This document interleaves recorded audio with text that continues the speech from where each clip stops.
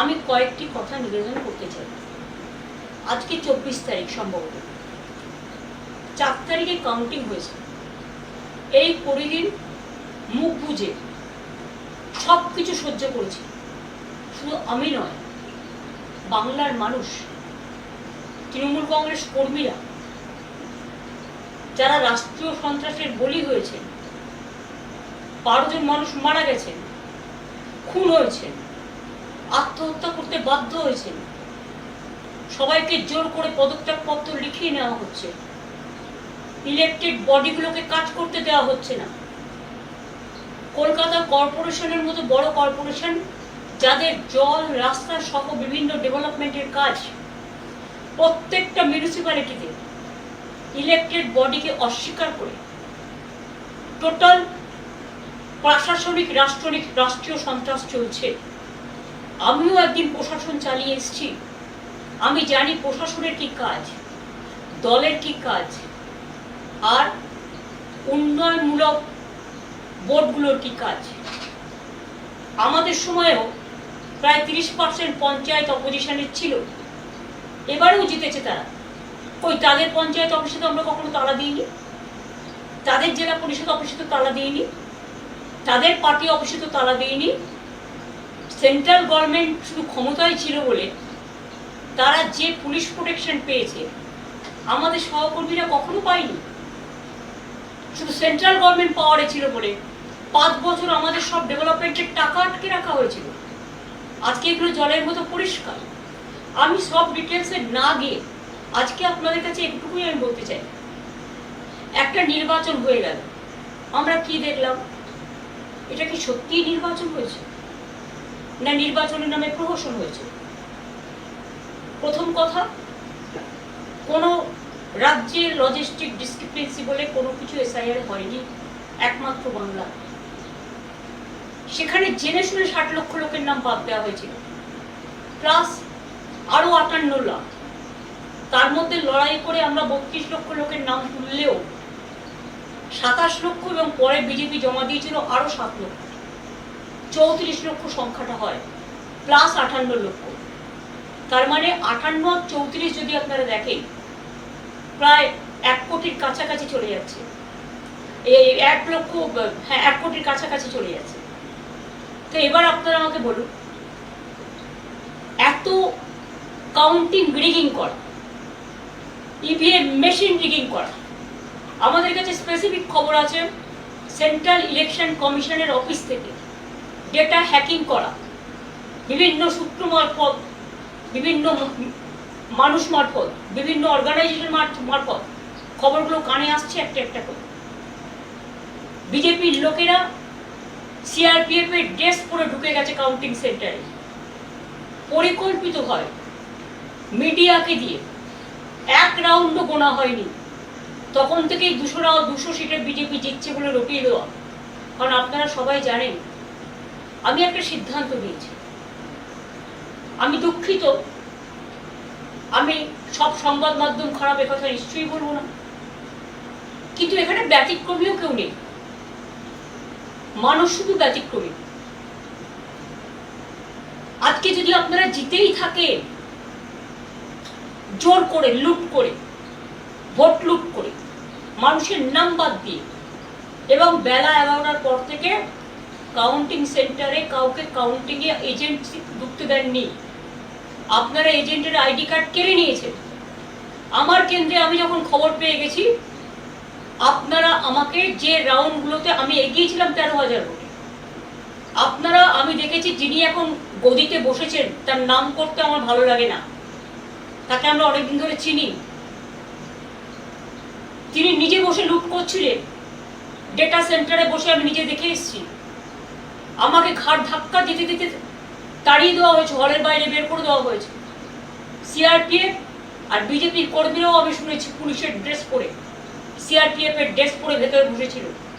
আর যারা ডেটা সেন্টারে বসেছিল তারা কিন্তু সবটাই বিজেপির আইটি সেন্টারের লোক ছিল বলে আমি শুনেছি। আমি সহ, আমার চিফ ইলেকশন এজেন্ট সহ, আরো 4টে দল সহ অন্যান্য পার্টির এজেন্টদেরও সবাইকে বের করে দেওয়া হয়েছিল।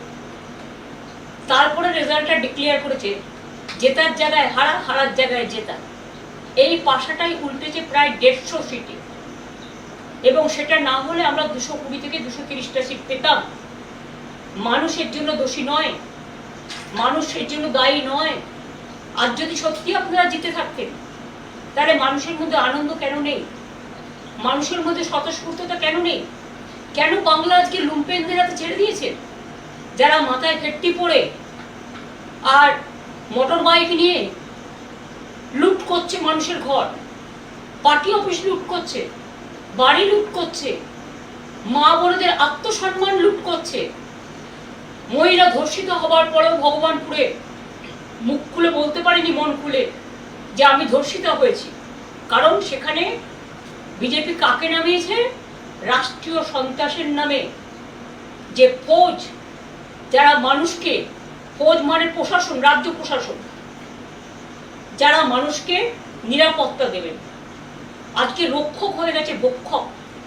আমিও এতদিন প্রশাসন চালিয়ে এসেছি, আমি কোনোদিন প্রশাসনে যারা পুলিশের উর্দি পরে অনেক কাজ করে, তাদের প্রতি আমার শ্রদ্ধা আছে।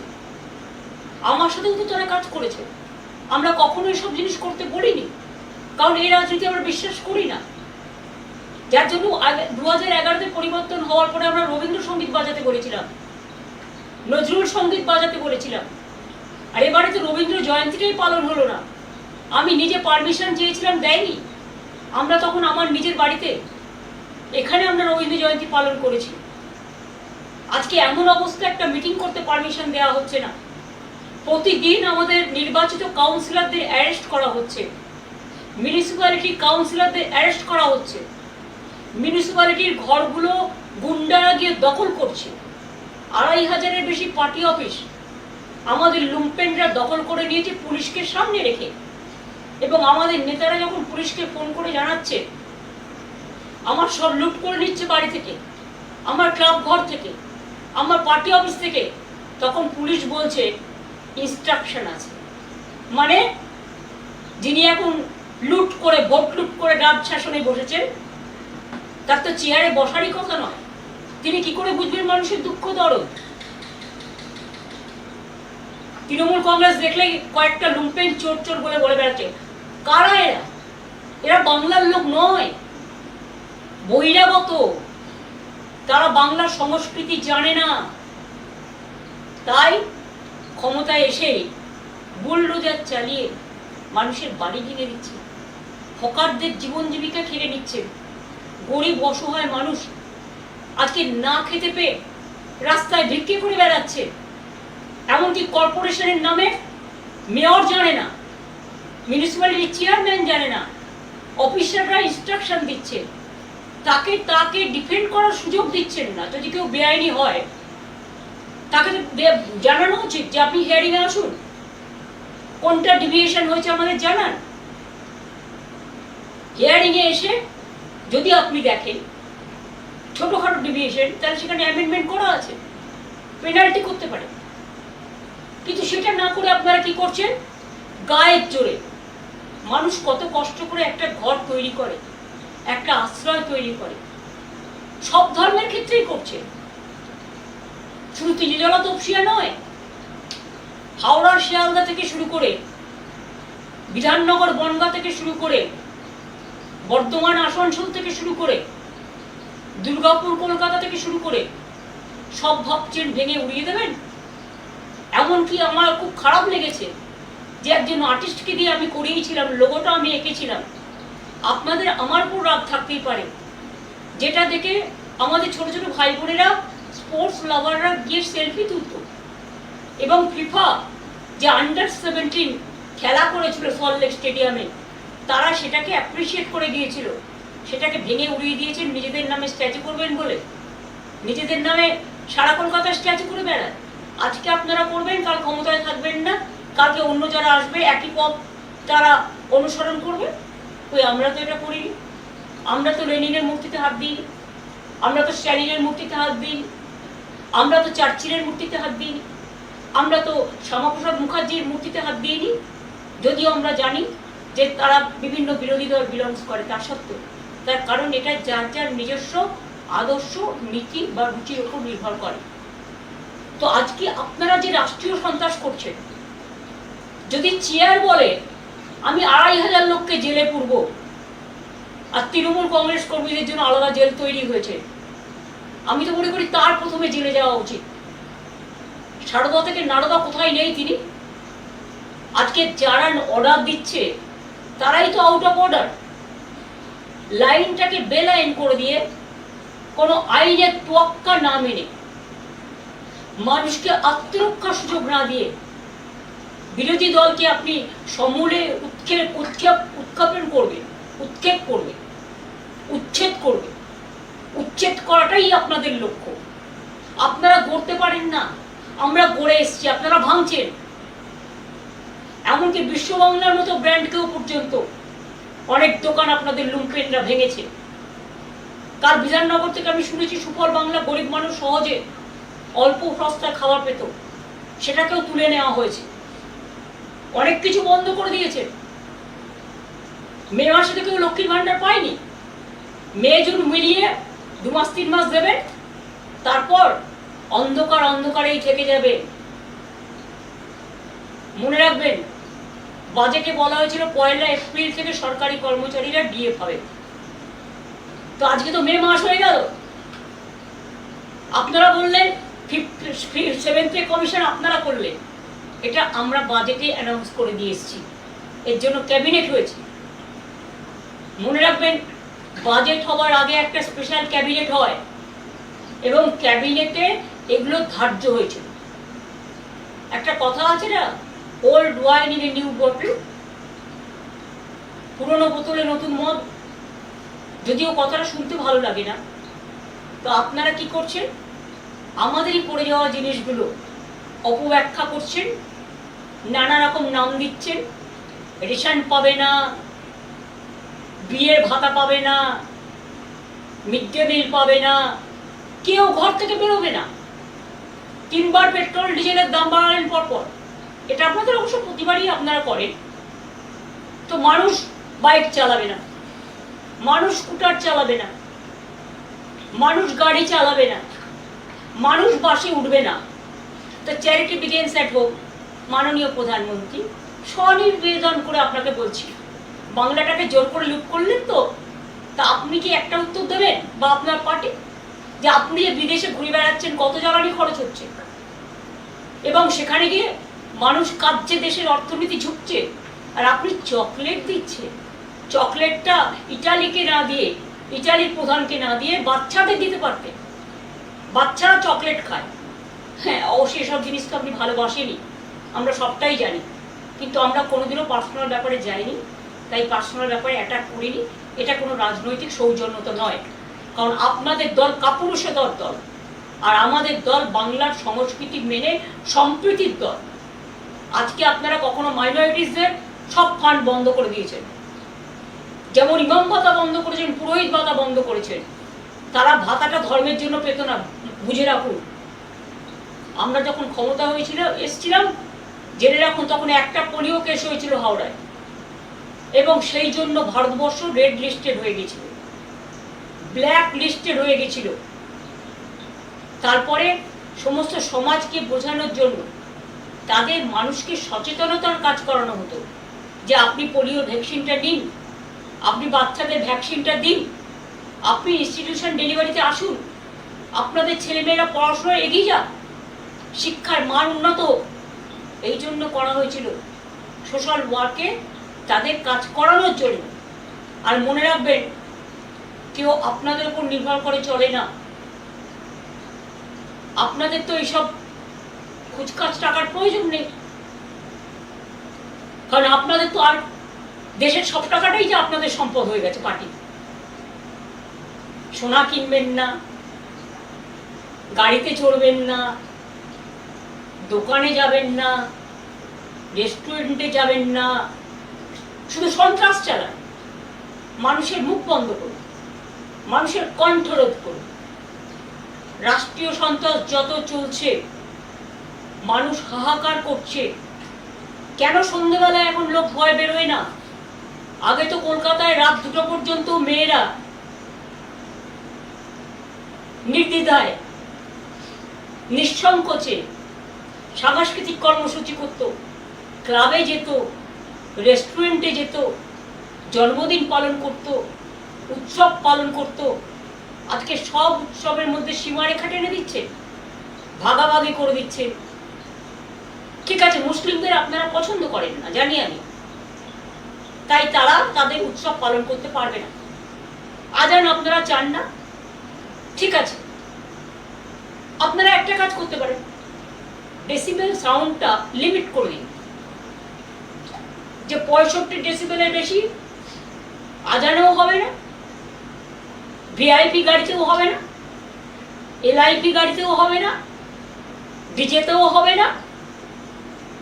সবার জন্য একই রুল। আইনকে বেআইন করবেন। Law cannot be discriminated between one to another.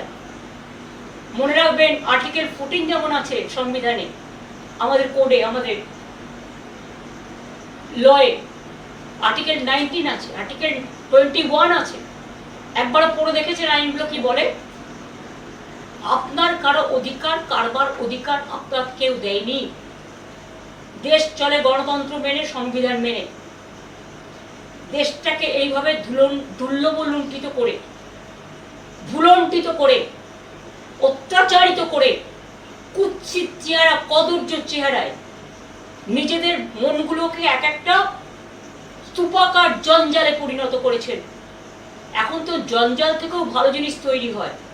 মনের জঞ্জালটা একবার পরিষ্কার করবেন। তৃণমূল কংগ্রেস কর্মীদের 2,500 অফিস ভেঙেছেন, কাউন্সিলরদেরও অ্যারেস্ট করেছেন। যে সুদীপ পোলে বেহালার বরিশা ক্লাব তার সাথে যুক্ত, এবং পহেলগাঁওতে যখন মারা যায়, শহীদ হয়, বীর শহীদ, তখন ওই পহেলগাঁওয়ে যে বাবা মা, বৃদ্ধ বাবা মা, তার দেখাশোনা করে কিন্তু সুদীপ পোলে। তাকে আপনারা কালকে রাত্রিরে হঠাৎ করে অ্যারেস্ট করেন, কি না তো এক্সটর্শন কেস। দুজনকে বসিয়েছেন এখানে। তারা কারা? আমি নাম করতে চাই না, আমার লজ্জা লাগে নাম বলতে। তারা নির্বাচন পরিচালনার দায়িত্বে ছিলেন। একজন বাংলার সিইও আর একজন ডেপুটি সিইও হয়েছিলেন। এলাকায় গিয়ে গিয়ে ত্রাস সঞ্চার করেছেন। ইলেকশনের আগে থেকে কাউন্টি পোলিং এজেন্টদের অ্যারেস্ট করেছেন, ডিএমদের চমকেছেন, এসপিদের চমকেছেন, যা ইচ্ছে তাই করেছেন। বাংলা থেকে 500 অফিসারকে বাইরে পাঠিয়ে দিয়েছেন। আজকে সেই অত্যাচারিত দুজন শাসক, এই শাসক দলের একজন চিফ সেক্রেটারি হয়েছেন আর একজন চিফ অ্যাডভাইজার হয়েছেন, এবং তারা বলছে ওপেনলি, এগুলো আমার সংবাদ মাধ্যমের কাছে শোনা বা যাদের অ্যারেস্ট করছে তাদের কাছে শোনা কথা কখনো কখনো বেরিয়ে আসে। গ্যাজা কেস দিন, আর্মস কেস দিন, এক্সটর্শন কেস দিন, এভিডেন্স কোথায়? আজকে 10 বছর বাদে আপনার মনে হলো 2021-এর কেসে এখন অ্যারেস্ট করতে হবে? 21-এর কেসে যারা গুলিতে মারা গিয়েছিল তারা বিচার পেয়েছে? আপনার মনে হলো যে আপনার এনআইএ এসে কিছু লোকের নামে কেস করেছিল, কারণ সেন্ট্রাল গভর্নমেন্ট আমাদের আপনাদের হাতে? একটা পটকা ফাটলে national commission on women, BJP রাজনৈতিক commission, human rights commission, NIA, CBI, ED, children commission, tribal commission, schedule caste commission, minority commission, রোজ কমিশনের যাতায়াত ছিল বাংলায়। আর আজ কোথায় সে commission? All commissions are missing. Where is their identity? Where they are hiding? Why they are hiding? When Bengal, the atrocious is going on just like sky high. All the torture has become now atrocious, terrible. You have captured the vote. You have looted the vote. आपने vote लूट किया है। इसका बाद आपका शर्म नहीं लगता है कि आप हमारा 2-2,500 पार्टी वर्कर को आपने अरेस्ट किया? आपने हमारा 2-2,500 पार्टी ऑफिस को लूट किया? आपने हॉकर लोगों को जीवन जिंदगी खत्म कर दिया?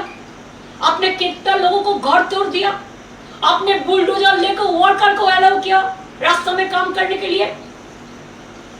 और एक जगह सेंट्रल फोर्स, अभी बीजेपी पावर में है इसी के लिए, और साथ में स्टेट पुलिस फोर्स, जो आपने चुन के ले आया बीजेपी से, साथ में बीजेपी का जो लोग है वो भी पुलिस का ड्रेस करके निकालता है। मेरे को पहले पता नहीं था, चुनाव का टाइम में भी ऐसा ही किया। आपने काउंटिंग एजेंट को घुसने नहीं दिया, हम लोगों को घुसने नहीं दिया। जब पहले फर्स्ट राउंड भी काउंटिंग नहीं खत्म हुआ तो आपने मीडिया, गोदी मीडिया को प्लान करके बताया कि 200 सीट के ऊपर बीजेपी जीत रहा है, और 39 ट्रेन में अब बाहर का आदमी को भेज दिया कि काउंटिंग लूट करने के लिए। और काउंटिंग में हमारा event in my personal constituency कैसे जीता आपने, वो तो हम कोर्ट केस में करेंगे। आपका अगर गट्स है तो फोरेंसिक रिपोर्ट करिए। ईवीएम मशीन हम लोग चाहते हैं पूरा हमको मिलना चाहिए। ईवीएम मशीन का रिपोर्ट पूरा वोट 92%, 93% होने के बाद बैटर रिचार्ज कैसे 92% होता है? Mister Dhiren Kumar, may I ask you the question? Only you are the expert। अब बहुत बड़ा टाइगर हो गया बीजेपी को जिताने के लिए। लेकिन एक दिन सोचिए, कोई तो ऊपर वाला होता है ना, सब देख रहा है। आज बंगाल को लूट किया, आज आपको इसके लिए दिल्ली चला जाएगा कि हम लोग वीक नहीं है। आज हम लोगों पर अत्याचार चल रहा है, हमारा वर्कर को हर रोज अरेस्ट कर रहा है, हमारा इलेक्टेड बॉडी को फंक्शन नहीं करने दे रहा है। अगर आप सच से जीतता, हिम्मत से जीतता, तो आप इतना अत्याचार नहीं करते, आप इतना जुलूम नहीं करते, आप जनता के लिए काम करते। लेकिन आप काम नहीं कर रहा है, आप जनता का साथ दुश्मनी कर रहा है। और इसी के लिए हम लोग इंडियन अलायंस एक साथ में हम फर्स्ट वीक ऑफ जून में बैठने का कोशिश करेंगे, सबको साथ बातचीत करके। और जो अदर जो लाइक माइंडेड पार्टी है, और हम लोग प्रोग्राम भी करेंगे। अगर जरूरत पड़े तो आपको मुखोश छीनने के लिए wherever we have to go, we are ready to go. Please see that we are not going to bow down our head. You can arrest my 2,500 people. You can loot at my party office. आपने हमारा घर का सामने भी जुलूम किया, सब security सबका विड्रॉ कर लिया। लेकिन आपका जो लीडर लोग है, आप 10 साल से एक एक आदमी को 20-20 करके सिक्योरिटी देके रखा है। आप पहलगांव में सिक्योरिटी नहीं दे सकता है, आप दिल्ली में जब इंसिडेंट होता है सिक्योरिटी नहीं दे सकता है। लेकिन आपका सब सेंट्रल फोर्स आप बीजेपी को गार्ड करने के लिए रख दिया है। देश का इकोनॉमी आज कहाँ गया है? आज सबको एडवाइस दे रहा है। पहले एडवाइस तो खुद लीजिए। चोर की माई जोर से बोले, mother of thieves south most. Everywhere you are accusing us, abusing us without the evidence। कितना जेल बनाओगे आप? बनाओ, हम देखने चाहते हैं देश भर कितना जेल है। आप जितना अत्याचार बंगाल में करेंगे, इतना आपको नुकसान दिल्ली में होगा। कि अभी आप बंगाल से फ्री हो गया, आपने मेरे को वोट लूट लिया जबरदस्ती। You are always anti-women. You are always anti-young generation. You are always anti-farmers. You are always anti-minorities. Minorities means not only Muslims, Christians, Sikh, Buddhist, Hindi, Parsi, all. Do you think it is proper? Please remember, जितना आदमी को आप police देके संतरास करो, इतना नेता आपको रहना, आप ऐसे नेता बनाया जो नेता का काम ही है अत्याचार करना, भ्रष्टाचार करना। तो इसी के लिए हम लोग तैयार है। आपको जिम्मेदारी है देश संभालना, शांति रक्षा करना। अगर ये आप नहीं कर सकते हैं तो जनता तो रास्ता में उतरेगा ही। आप परमिशन नहीं देंगे, रास्ते में बैठने के लिए कोई परमिशन चाहिए? अब मीटिंग करने के लिए परमिशन नहीं देता है, रविंद्र जयंती पालन करने के लिए परमिशन नहीं देता है। सेंट्रल हॉल में जो दिन रविंद्र जयंती था आपका कोई नहीं गया पार्टी से, खाली हमारा पार्टी से सागरिका घोष गया था, सब मेरे को पता है। तो इसी के लिए please remember we will bounce back and you can get the befitting reply. Please be ready for that. आप तैयार रहिए। আর বাংলার মানুষকে আমি হাত জোর করে বলবো, প্লিজ ভয় পাবেন। কিছু মানুষ আসে তাদের রং বদলায় বহুরূপীর মতো, যারা বেরো জলে ভেসে আসে তাদের বেরো জলে ভেসে যেতে দিন, এতে তৃণমূল কংগ্রেসের কিচ্ছু যায় আসে না। এরা গেলে বরঞ্চ দলের ভালো হবে। এদের টার্গেট করে বিজেপি ঢুকিয়েছিল, টার্গেট করে আবার তারা আসল জায়গায় ফিরে গেছে। এবার বিজেপি বুঝে নিন, লুম্পেনদের দিয়ে রাজ্য চালাবেন, রাষ্ট্র চালাবেন, না মানুষ যারা মানুষকে বোঝে মানবিকতা দিয়ে রাষ্ট্র চালাবেন। এটা মানুষের কাছে আমি বললাম এই কারণে যে আজকে মিশনারিজদেরও মনে রাখবেন, তাদের ফান্ডও বন্ধ করে দেওয়া হয়েছে, মুসলিমদের ভাতাও যেমন বন্ধ করে দেওয়া হয়েছে, পুরোহিতদের ভাতাও কিন্তু বন্ধ করে দেওয়া হয়েছে। All are in travel except BJP. তারা শুধু ভাবে ক্ষমতা দখল করাটাই তাদের কাজ। ভারতবর্ষ তো সবটাই দখল করেছে, তাও কেন দেশটাকে বলছো যে সোনা কিনবেন না, বিয়েতে সোনা পরবেন না, গাড়ি চড়বেন না। তো আপনাদের নেতারা কত গাড়ি চড়ছে তার একটা হিসেব দেবেন। আমার এইটুকু বক্তব্য আজকে আপনাদের কাছে আমি জানালাম। বাদ বাকি আমি টাইম টু টাইম এই বুলডোজার রাজনীতি, হকারদের উচ্ছেদ করার রাজনীতি, পুনর্বাসন না দিয়ে, আমরা কালীঘাট স্কাইওয়াক যখন করেছিলাম হকারদের জন্য আমি আলাদা হকার মার্কেট করে দিয়েছিলাম এবং পরে এসি মার্কেট করে দিয়েছি হকারদের। দক্ষিণেশ্বরে যখন আমি স্কাইওয়াক করেছিলাম দক্ষিণেশ্বর মন্দিরে, তখন কিন্তু হকারদের আমরা পুনর্বাসন দিয়ে করেছিলাম। কল্যাণী এক্সপ্রেস সেতু যখন করি 43টা বাড়ি ছিল রাস্তার উপরে, ঠিক 43টা বাড়ি যেমন বাড়ি ছিল সেই রকম বাড়ি আমরা তৈরি করে দিয়েছিলাম। পুনর্বাসন ছাড়া কোনো মানুষকে আমরা উচ্ছেদ করতে দিই না। আর আপনারা আজকে গায়ের জোরে সব লুট করছেন, সব ভেঙে তছনছ করছেন, সব উধাও করে দিচ্ছেন, সরকারের লোগো পর্যন্ত উধাও করে দিচ্ছেন। আপনারা কিভাবে চিরকাল আপনারা থাকবেন? দিল্লিতে ক্ষমতায় আছেন বলে ওদিকে একটা এদিকে একটা, দুটো এক হয়ে প্রোটেকশন পাচ্ছেন। আগামীকাল দিল্লিতে যখন যাবে না তখন বুঝবেন আপনারা টলমল করবেন এবং সেদিনের জন্য আমরা অপেক্ষা করব। আমি গদি মিডিয়াকে বিশ্বাস করি না, কারণ গদি মিডিয়া এখন হনিমুন পিরিয়ডের মধ্যে ব্যস্ত আছে এবং গদি মিডিয়া টোটাল বিজেপি যা বলে তাই শোনে। বিরোধীরা যদি কিছু বলে সেটাকে অপব্যাখ্যা করা হয়। 29 জনে বিরোধী দল হয়, রেকগনিশন পায় 294 এর মধ্যে।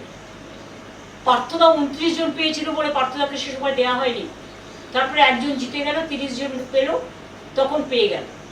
আজকে 79 জন আমাদের জেতার পরেও বিরোধী দলের নেতাকে, মাননীয় এক্স স্পিকারকে তাদের বসতে হচ্ছে বারান্দায়, আর আপনারা গাড়ি চড়ে সুখনিদ্রা দিচ্ছেন। লজ্জা করে না? সবটাই তো নকল, সবটাই তো টুকলি। এইভাবে কোনো রাজ্য চলতে পারে না। কাজে এই লড়াইয়ে অনেকেই ভয় পাচ্ছেন, অনেকে ভাবছে আমার চাকরিটা কি হবে, আমার ব্যবসাটা কি হবে, আমার কাজটা ঠিক মতো চলবে কিনা, আমার সেন্সর বোর্ড আমার সিনেমাটা ক্লিয়ার করবে কিনা, আমি প্রোগ্রাম পাবো কিনা। আসলে আজকে তো আর সলিল চৌধুরীর মতো একটা লোক নেই, সত্যজিৎ রায়ের মতো কেউ নেই। অমাত্য শোনো বেচারা প্রতিবাদ করতে করতে তার জমি, তার ঠিকানায় কেড়ে নেওয়া হয়েছিল। সুতরাং বিদ্যাসাগরও নেই, রাজা রামমোহন রায়ও নেই। প্রতিবাদ করার মনীষীদের আমাদের পাশে না থাকলেও তারা আমাদের মনে আছে, তাদের আদর্শ নিয়েই আমরা পথ চলব। রামকৃষ্ণও নেই, স্বামী বিবেকানন্দও নেই, নকল দীর্ঘধারীরা চলে এসছে। কাজেই লোক দেখানো, মন ভোলানো, ভয়ে মানুষ আতঙ্কিত, শঙ্কিত। সকালটা হয়ে গেছে বিভীষিকা, দুপুরটা হয়ে গেছে তমসাচ্ছন্ন, সন্ধ্যেটা হয়ে গেছে নিশীথ রাতের অন্ধকার, আর রাত্রিটা হয়ে গেছে সন্ধ্যেবেলাতে নামছে মধ্যরাতে মধ্য নগরের অত্যাচারের বিভীষিকা।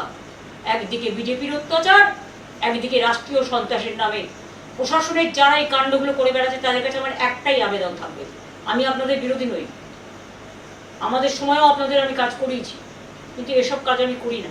মনে রাখবেন আপনারা কিন্তু আইনের রক্ষক। কয়েকটা দিন কোর্টে সামার ভ্যাকেশন চলছে, কোর্ট আবার খুলবে, সামার ভ্যাকেশনেও ভ্যাকেশন বেঞ্চ থাকবে, ভাবছেন সবটাই ম্যানেজ করে চলবে? তো অপেক্ষা করুন। আপনিও যদি আইন ভঙ্গ করেন তাহলে জেনে রাখবেন আপনিও কিন্তু আইনের আওতায় পড়েন। আইন সবার জন্য এক। আর রাজনীতিতে সত্যি যদি আপনারা জিততেন, অত্যাচার করতেন না। আজকে আপনারা লুট করেছেন বলে ভয় পাচ্ছেন, লুটটা যে কোনো মুহূর্তে ফাঁস হয়ে যাবে। ফাঁস অলরেডি মানুষ জেনে গেছে, যা যা জানা, এবং সেই জন্য ভয়ে আতঙ্কিত হয়ে আপনারা চোখের সামনে অন্ধকার দেখছেন, তাই এগুলো করছেন। আমি আজকে ফেসবুক লাইভের মাধ্যমে যারা এই প্রোগ্রামটা আপনারা ওয়াচ করছেন, বা আগামী দিনে যদি আমায় কিছু বলতে হয় আমি ফেসবুক লাইভের মাধ্যমেই বলবো, সেটা আপনাদের আমি আগে জানিয়ে দেবো। আজকে একটু জানাতে দেরি হয়েছে, আমি আপনাদের আগেই জানিয়ে দেবো। কারণ এখন কোনো মিডিয়া মানুষের মিডিয়া নয়, গদি মিডিয়া, তারা সত্যিটা মানুষের কাছে তুলে ধরবে না। কাজে আমার অস্ত্র আমার ফেসবুক লাইভ, আমার ফেসবুক ফেস টাইমটা দেখবেন, ফেসবুক লাইভটা দেখবেন, পার্টির টুইটারটা দেখবেন, পার্টির হ্যান্ডেলগুলো দেখবেন। সেখানে আপনারা আমাদের যে মতামত, সেই মতামত জানবেন। আর মানুষের জন্য এই রাষ্ট্রীয় সন্ত্রাসের বিরুদ্ধে আইনের লড়াইয়ে আমি নিজেও কাঁধে কাঁধ মিলিয়ে লড়াই করব। আমি দেখব ভারতবর্ষের সংবিধান বড় না বন্দুকের নয় বড়। আমি এটুকু বলে আজকে আপনাদের সকলকে ধন্যবাদ এবং নমস্কার জানিয়ে আজকের মতো শেষ করছি। কিন্তু আমি আবার আসবো, আর যখন আসবো আমি আগে থেকে আপনাদের জানিয়ে দেবো। আমি কিন্তু এখন কোনো মিডিয়ায় যাচ্ছি না। নমস্কার।